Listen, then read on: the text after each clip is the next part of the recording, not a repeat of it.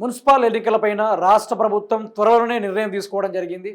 అదేవిధంగా ఎవ్వరూ ఊహించని విధంగా చాలా షార్ట్ టైంలో మాత్రమే ఈ మున్సిపాలిటీ ఎన్నికల్ని నిర్వహించే కార్యక్రమం దిశగా ఎన్నికల కోడ్ కూడా నిన్న కొన్ని అధికారులతోటి నిన్న 3 గంటల పరిధిలో మాట్లాడి దానికి తగ్గట్టు ఏ విధంగా ఎలక్షన్ జరగాలి, ఏ విధమైన కొన్ని కండిషన్లకు తగ్గట్టుగా బిహేవ్ చేయాలన్న పూర్తి స్థాయిలో నిన్న సర్క్యులర్ కూడా రావడం జరిగింది. ఏ డేటు, ఏ టైము, మరి ఏ విధంగా రూరల్లో ఏ విధంగా జరగాలి, అదేవిధంగా అర్బన్లో ఏ విధంగా జరగాలి అనే దాని గురించి కంప్లీట్గా నిన్న డీటెయిల్స్ అయితే రావడం జరిగింది.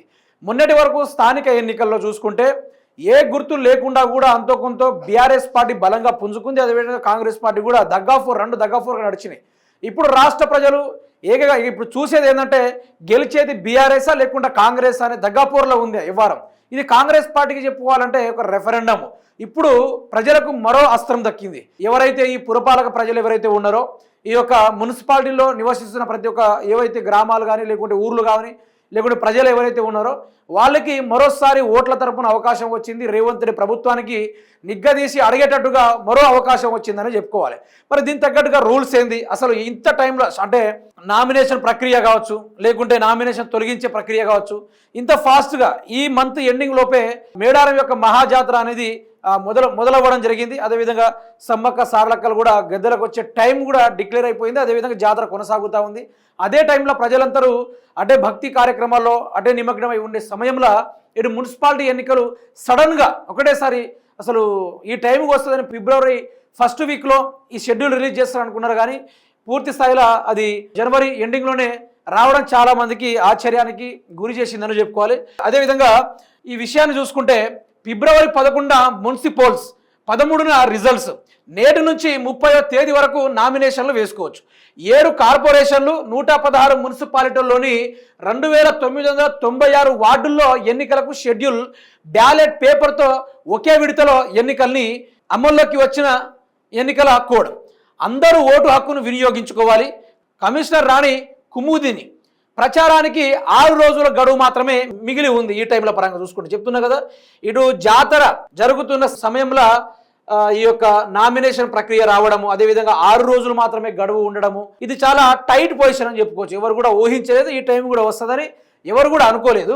మున్సిపల్ ఎన్నికల ముఖ్యాంశాలు ఇక మొత్తం ఏ ఏరియాలో ఎన్నున్నాయో ఒకసారి చూసుకునే ప్రయత్నం చేస్తే, ఎన్నికలు నిర్వహించే కార్పొరేషన్లు మొత్తం 7, కార్పొరేషన్లలో డివిజన్ల పరంగా చూసుకుంటే 414, మున్సిపాలిటీలు 116, వీటిలోని వార్డులు 2582. ఓటర్లు మహిళల పరంగా చూసుకుంటే 26,80,000, పురుషుల పరంగా చూసుకుంటే 25,62,000, ఇతరుల 640 ఓటర్లు మాత్రమే. మొత్తం కలిపితే ఓటర్ల సంఖ్య 52,43,000 దాకా ప్రజలైతే ఉండడం జరిగింది. ఇప్పుడు ఇది కాంగ్రెస్ పార్టీకి ఎంత రెఫరెండం అంటే మిత్రులారా, ఇప్పుడు ఎన్నికల కోడ్ మొదలైనట్టు అని చెప్పుకోవాలి. ఎన్నికల కోడ్ ఇక అమల్లోకి వస్తే ప్రచారాలు 6 రోజుల్లో ఏ పార్టీ వాళ్ళు ఇప్పుడు రేవంత్ రెడ్డి రోడ్ షోలు పెట్టుకుంటాడు. ఇప్పుడు మున్సిపల్ ఎన్నికల్లో గెలవాలి కదా, ఇప్పుడు గెలవాలంటే ప్రజలని మళ్ళీ బూతు పురాణాలు బీఆర్ఎస్ ప్రభుత్వం ఇది కావచ్చు. నేను మొన్ననే హరీష్ రావుకి, కేటీఆర్కి, అదేవిధంగా ఆ ఫోన్ ట్యాపింగ్ విషయాల్లో కొందరిని సిట్ కమిషన్ వేసిన, రాబోయే రోజుల్లో వాళ్ళని జైల్లో పెట్టడం అనుకుంటూ ఈ విధంగా ఇట్లాంటిదే చెప్పడు, ఏం చెప్పడు. ఇక కేసీఆర్ ఒక్కడే ఉన్నాడు, ఆయనకు కూడా విచారణకు పిలిపించి ఆయనను కూడా జైలు పంపే కార్యక్రమాలు చేస్తా అనుకుంటూ ఈ విధంగానే మాట్లాడతాడు. కానీ మీరు ఒక్కటి గుర్తుపెట్టుకోవాలి, ఇది కాంగ్రెస్ పార్టీకి ఎంత రెఫరెండం అంటే, ఎంత ఇప్పుడు ప్రెస్టేజ్ ఇష్యూ అంటే, మొన్నటి స్థానిక ఎన్నికలు వేరు కథ, కానీ ఇప్పుడు కథ వేరు. అసలు మొన్నటిదాకా గుర్తులేని ఆ స్థానిక ఎన్నికల్లో గుర్తుంచుకొని మరి బీఆర్ఎస్కి గుద్దిరు. కానీ ఈరోజు గుర్తు ఉండి కూడా ఆడ బీఆర్ఎస్ పార్టీకి సింబల్ అవపడితే మాత్రం ఈసారి ప్రజలు మోస్ట్లీగా కాంగ్రెస్ పార్టీకి బుద్ధి చెప్పడానికి రెడీగా ఉన్నారు. ఎంత రెడీగా ఉన్నారంటే ఎవరు ఊహించరు ఇంత రెడీగా ఉన్నారు. అసలు ఏం జరుగుతుంది అనేది కంప్లీట్గా ఈ ఎన్నికల్లో ఇప్పుడు రేవంత్ రెడ్డి పైన ఎంత వ్యతిరేకత ఉందో క్లారిటీగా తెలిసిపోతుంది. ఇప్పుడు మున్సిపల్ పరిధిలో ఉన్న మున్సిపాలిటీలో పరిధిలో ఉన్న పరంగా చూసుకుంటూ ఇప్పుడు పురపాలక సంఘాల ఆ ప్రజల వ్యవహారాలు చూసుకుంటే ఇప్పటిదాకా స్టిల్ ఏ డెవలప్మెంట్ కూడా జరగలేదు ఈ 2 సంవత్సరాల నుంచి ఎక్కడ కూడా. కానీ ఇప్పుడు ఎన్నికల్లో ఒకవేళ కాంగ్రెస్ గెలిస్తే చేసుడు ఏమి ఉండదు. ఇప్పుడు మళ్ళీ ఏం చేస్తాడు, నాకు తెలిసి రైతు బంధు అంటాడు.